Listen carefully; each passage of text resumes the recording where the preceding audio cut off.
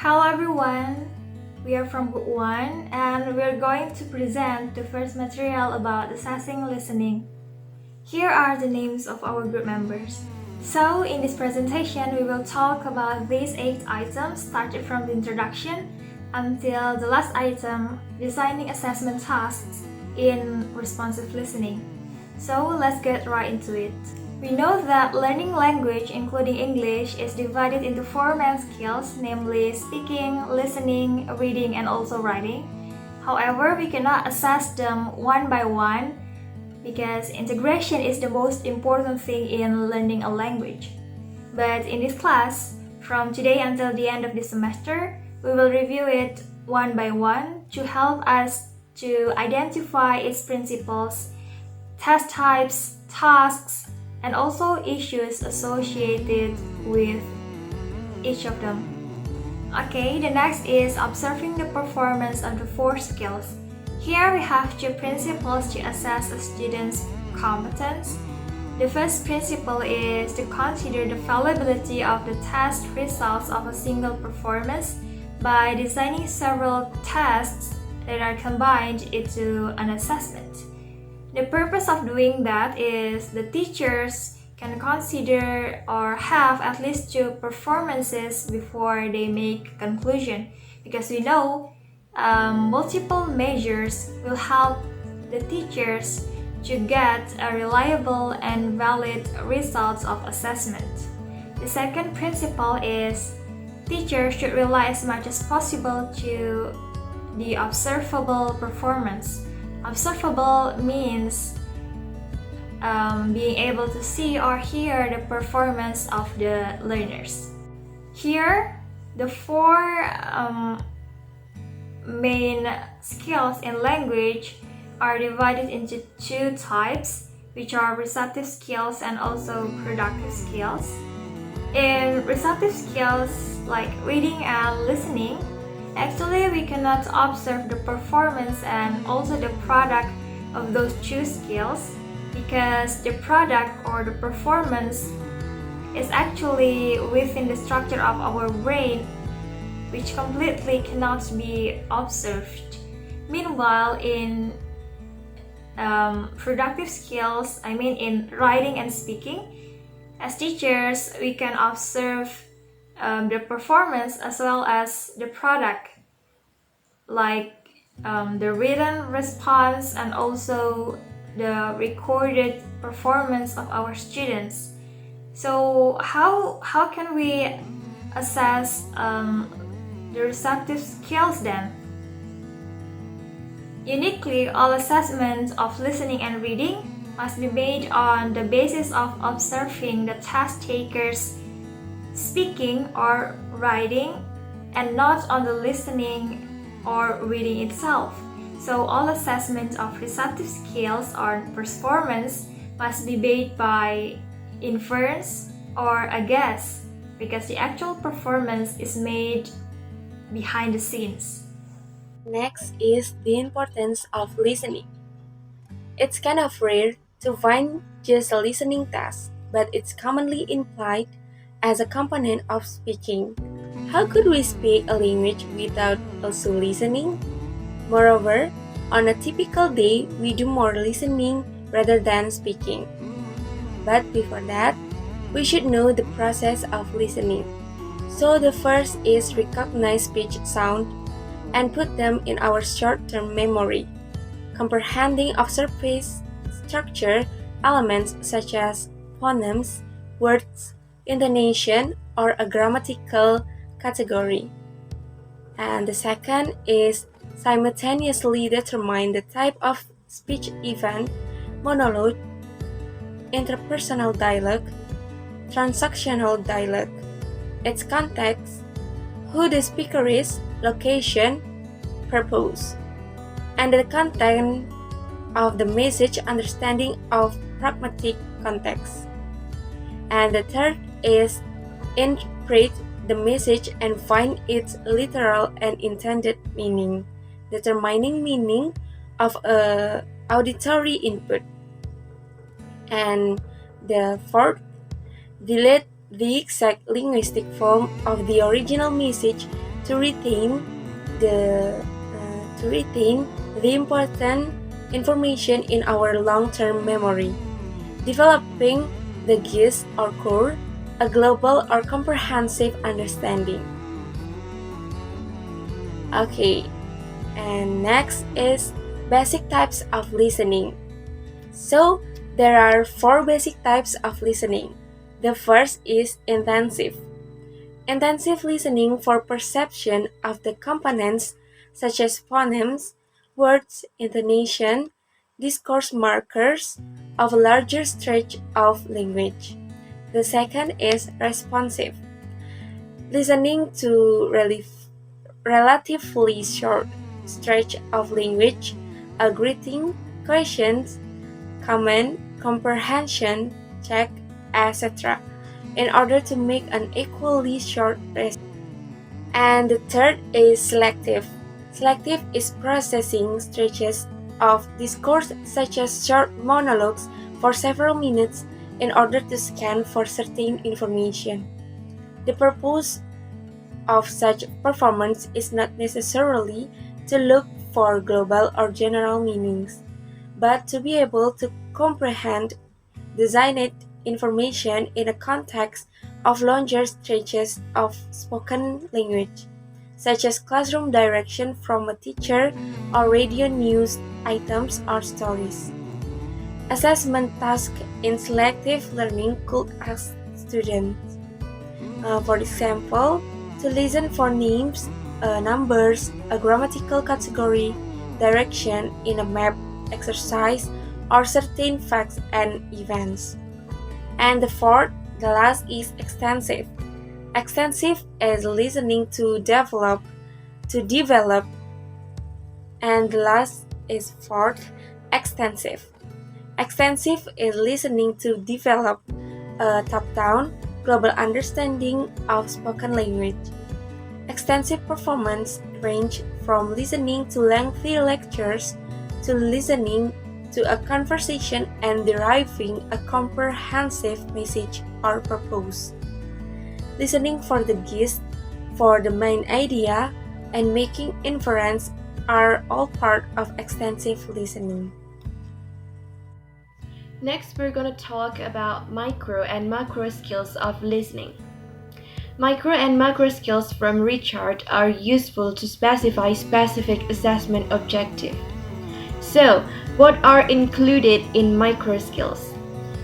1. Discriminate among the distinctive sounds of English. 2. Retain chunks of language of different lengths in short-term memory. 3.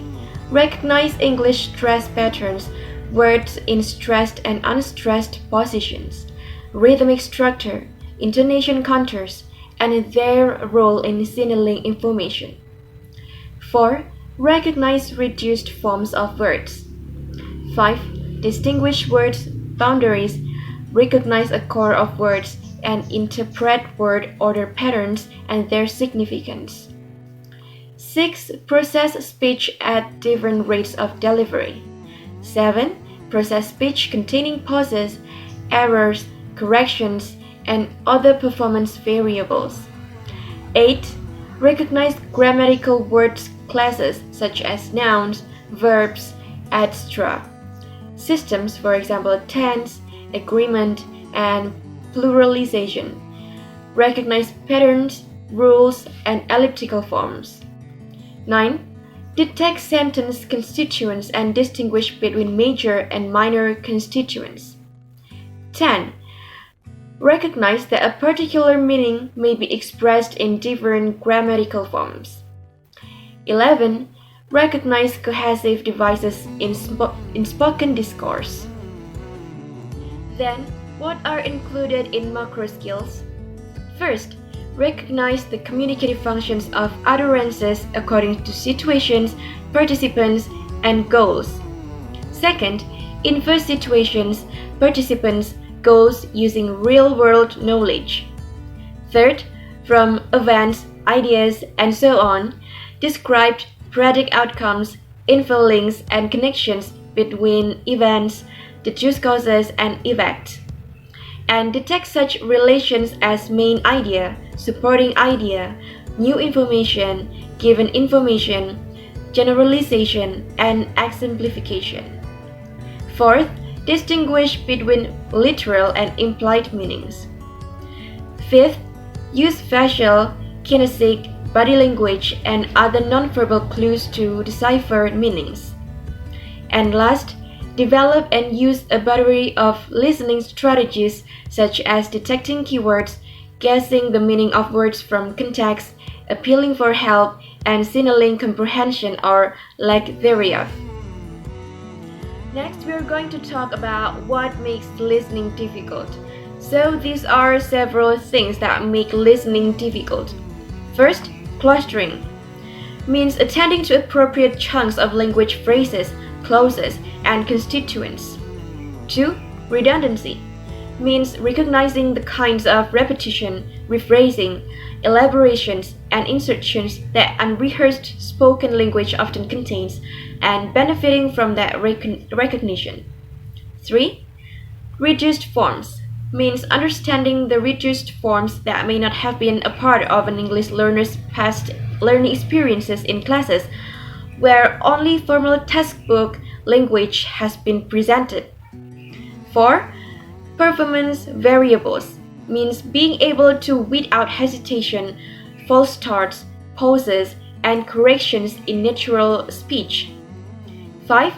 Colloquial language means comprehending idioms, slang, reduced forms, shared cultural knowledge. And 6. Rate of delivery means keeping up with the speed of delivery, processing automatically as the speaker continues. 7. Stress, rhythm, and intonation means correctly understanding prosodic elements spoken language, which is almost always much more difficult than understanding the smaller phonological bits and pieces. And last, interaction means managing the interactive flow of language from listening to speaking to listening, etc.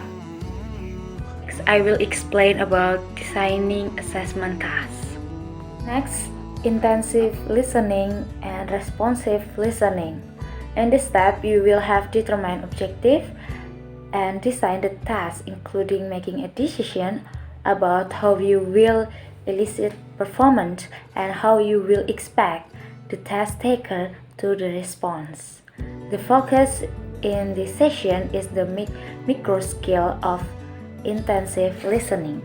Phonological and morphological elements. First, phonemics pair. Consonant. First, task taker here. He is from California. Taste taker read. A. He is from California. B. She is from California. Phonemics pair vowels. First, taste taker here. Is he leaving? Taste taker read. A. Is he leaving? And B. Is he leaving? Third, morphological pair ed or ending. Taste taker here. I miss you very much. Taste taker read. A. I miss you very much. And B. I miss you very much. Stress pattern consonant. Taste taker here. My girlfriend can go to the party. Taste taker read. A. My girlfriend can go to the party. And B. My girlfriend can go to the party. One word stimulus. Taste taker here. Fine. Taste taker read. A. Fine and B. Wine. Next, paraphrase recognition.